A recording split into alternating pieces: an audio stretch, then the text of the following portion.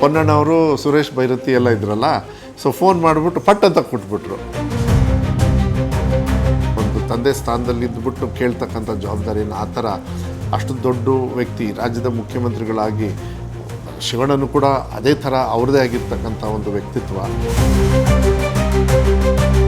ಮತ್ತು C M ಅವರು ಆಫೀಸಿಂದ ಫೋನ್ ಬಂತು, ಮದುಕ್ತವ ಶಿವಣ್ಣವ್ರಿಗೆ ನಾನು ಹೇಳ್ತಿದ್ದೆ, ಆಯ್ತು ಬಿಡಿ ಇನ್ನೊಂದು ಸ್ವಲ್ಪ ಹೊತ್ತು ಕಾಯ್ತಾರೆ ಎಲ್ಲರೂ ಸ್ವಲ್ಪ ರೆಸ್ಟ್ ತಗೊಳ್ಳಿ ಅಂತಿದ್ದೆ ನಾನು.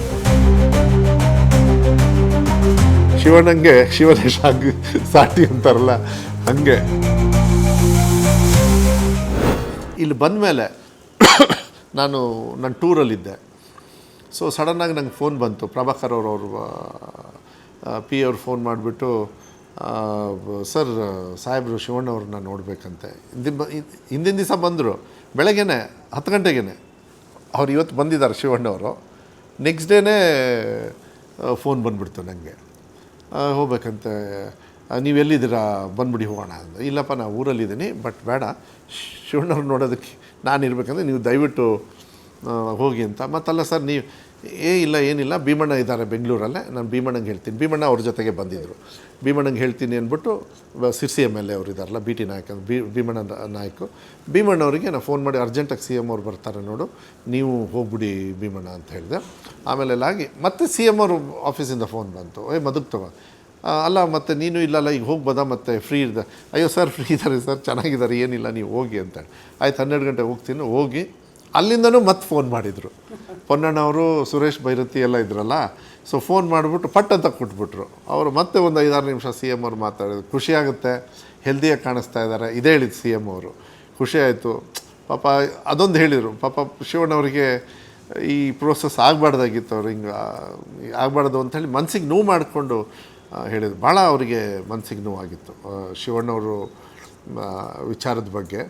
ಸೊ ಬಟ್ ಬಹಳ ಕಾಳಜಿಯಿಂದ ಏನೋ ಒಂದು ಹಿರಿಯರ ರೀತಿಯಲ್ಲಿ ಒಂದು ತಂದೆ ಸ್ಥಾನದಲ್ಲಿ ಇದ್ಬಿಟ್ಟು ಕೇಳ್ತಕ್ಕಂಥ ಜವಾಬ್ದಾರಿಯನ್ನು ಆ ಥರ ಅಷ್ಟು ದೊಡ್ಡ ವ್ಯಕ್ತಿ ರಾಜ್ಯದ ಮುಖ್ಯಮಂತ್ರಿಗಳಾಗಿ ಶಿವಣ್ಣನು ಕೂಡ ಅದೇ ಥರ ಅವ್ರದ್ದೇ ಆಗಿರ್ತಕ್ಕಂಥ ಒಂದು ವ್ಯಕ್ತಿತ್ವ. ಇದೆಲ್ಲ ಉದಾಹರಣೆ ನಮಗೆಲ್ಲ ಅವರು ಕೇಳಿದ್ದು. ಮತ್ತು ಅಲ್ಲೂ ಎಲ್ಲ ಚೆನ್ನಾಗಿ ಮಾತಾಡ್ಕೊಂಡಿದ್ದಾರೆ ಎಲ್ಲ ಶಿವಣ್ಣವರೆಲ್ಲ, ಹೆಂಗೆ ಏನೇನಾಯಿತು ಏನೇನು ಮಾಡಿದ್ರಿ ಅಂತ ವಿಚಾರಗಳನ್ನು ಜನರಲ್ಲಾಗಿ ಈಗ ನಿಮ್ಮ ಹತ್ರ ಎಲ್ಲ ಏನು ಹೇಳಿಸ್ಕೊಂಡಿದ್ದಾರೆ ಅದನ್ನೆಲ್ಲ ಮಾತಾಡಿದ್ದಾರೆ. ಅವತ್ತು ಪೊನ್ನಣ್ಣ ಮತ್ತು ಭೈರತಿ ಸುರೇಶು ಮತ್ತೆಲ್ಲ ಯಾರು ಇದ್ದರು, ಭೀಮಣ್ಣವರು ಇವರೆಲ್ಲರೂ ಹೋಗಿದ್ದರು. ಮತ್ತು ಸಿ ಎಮ್ ಅವರ ಡಾಕ್ಟ್ರ್ ಇದ್ದಾರಲ್ಲ ಅವರು ಕೂಡ ಎಲ್ಲ ಹೋಗಿದ್ದರು. ಶಿವಣ್ಣವ್ರಿಗೆ ನಾನು ಹೇಳ್ತಿದ್ದೆ, ಆಯ್ತು ಬಿಡಿ ಇನ್ನೊಂದು ಸ್ವಲ್ಪ ಹೊತ್ತು ಕಾಯ್ತಾರೆ ಎಲ್ಲರೂ ಸ್ವಲ್ಪ ರೆಸ್ಟ್ ತಗೊಳ್ಳಿ ಅಂತಿದ್ದೆ ನಾನು. ನಾವು ಹೇಳೋಷ್ಟಿಗೆ ನಾನು ಹೇಳಿದ್ನಲ್ಲ, ಅವರಿಗೆ ಅವರೇ ಲಿಮಿಟ್ಟು. ನಮ್ಮ ಭಾವನೆಗಳನ್ನು ನಾವು ಎಕ್ಸ್ಪ್ರೆಸ್ ಮಾಡಿದರೂ ಕೂಡ ಅವರ ನಿರ್ಧಾರ ಏನು, ಅವ್ರ ಇನ್ನರ್ ಕಾನ್ಫಿಡೆನ್ಸು, ಅವ್ರದ್ದು ಏನು ತೀರ್ಮಾನಗಳಿದೆ ಅವರದು ಬಿಟ್ಟು ಬರೋದಿಲ್ಲ. ಅವರು ಯು ಕ್ಯಾನ್ ಚೇಂಜ್ ಹಿಮ್. ಅವರಿಗೆಲ್ಲ ನೀವು ಹೋಗಿ ಬುದ್ಧಿ ಅಂದರೆ ಹೇಳ್ತಾರಲ್ಲ, ಹಿಂಗೆ ಹೇಳ್ಕೊಡ್ಬೇಕು ಹಿಂಗೆ ಮಾಡಿ ಅಂತನೂ ಹೇಳೋಕ್ಕಾಗಲ್ಲ. ಅವ್ರ ತಂದೆಯವ್ರು ಹಾಗೆ ಅವರೆಲ್ಲ ಯಾರೂ ಹೇಳ್ಕೊಡೋಕ್ಕಾಗಲ್ಲ. ಅವರು ದುಡ್ಡು ಕೊಟ್ಟು ಹಿಂಗೆ ಹೇಳಿ ಹಿಂಗೆ ಆ್ಯಕ್ಟಿಂಗ್ ಮಾಡ್ಬೋದು ಅಷ್ಟೇ ಹೊರತು, ಬಟ್ ನ್ಯಾಚುರಲಿ ಯು ಕಾಂಟ್. ಅವ್ರನ್ನ ನಾನು ಹೇಳಿದ್ನಲ್ಲ, ಅವ್ರಿಗೆ ಅವರೇ ಸಾಟಿ, ಇನ್ನೇನು ಮಾಡೋಕ್ಕಾಗತ್ತೆ.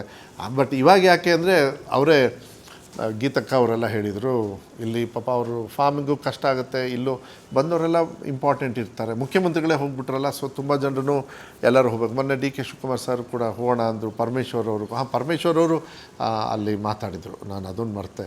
ಪರಮೇಶ್ವರ್ ಅಲ್ಲಿ ಮತ್ತು ಇಲ್ಲಿ ಹೋಗ್ಬೇಕಾದ್ರು ಕೂಡ, ಯಾಕೆಂದರೆ ಪರಮೇಶ್ವರ್ ಅವ್ರಿಗೆ ನೀವು ಕೇಳಬೇಕಿದ್ದನು ಪಾಪ, you won't believe it, chemotherapy ಮುಗಿಸಿ ಮಾತು ಕೊಟ್ಟಿದ್ದೀನಿ ಅಂತ ನನಗೆ ಅದೇ ನಮಗೆಲ್ಲ ಇದು ಹೇಳಬೇಕಂದ್ರೆ ಕಣ್ಣಲ್ಲಿ ನೀರು ಬಂದುಬಿಡುತ್ತೆ. ಮಾತು ಕೊಟ್ಟಿದ್ದೀನಿ ಅಂಥೇಳಿ ಪರಮೇಶ್ವರ್ ಅವ್ರ ಫಂಕ್ಷನಿಗೆ ಹೋಗಿ ಫಂಕ್ಷನ್ ಮುಗಿಸ್ಕೊಂಡು ಬಂದರು. ತುಮಕೂರಲ್ಲಿ ದಸರಾ ಶ್ರೀರಂಗಪಟ್ಟಣ ಹೋಗಿ ಬಂದರು. ನಾವು ಫೋನ್ ಮಾಡಿ ಇನ್ಫೆಕ್ಷನ್ದೆಲ್ಲ ಸ್ವಲ್ಪ ನೋಡ್ಕೊಳ್ಳಿ ಅಂತ ಇಷ್ಟೇ ಹೇಳಿದ್ದೆ ನಾನು ಬಂಡಿ ಸಿದ್ದನಗೌಡರಿಗೆ. ಮತ್ತು ಇದಕ್ಕೆ ಪಾಪ ಚಾಮರಾಜನಗರ ಕರೆದ್ರು. ನಾನು ಹೇಳಿದೆ ಬೇಡ, ಅವ್ರು ಯಾವುದೋ ಟ್ರೀಟ್ಮೆಂಟ್ ಅಲ್ಲ, ಅವಾಗ ಇನ್ನೂ ಹೇಳಿರಲಿಲ್ಲ ನಾವು ಕಂಪ್ಲೀಟ್ಲಿ, ಅಂದರೆ ಗೊತ್ತಿತ್ತು ಬಟ್ ಈ ಮೀಡಿಯಾದಲ್ಲಿ ಇದರಲ್ಲೆಲ್ಲ ಏನೋ ಟ್ರೀಟ್ಮೆಂಟ್. ಆಮೇಲೆ ಅವ್ರಿಗೆ ಗೊತ್ತಾದ ಪಾಪ ವೆಂಕಟೇಶ್ ಅವರು ಜಿಲ್ಲಾಧ್ಯಕ್ಷರು ಜಿಲ್ಲಾ ಸಚಿವರು ಸುಮ್ಮನೆ ಆದರು.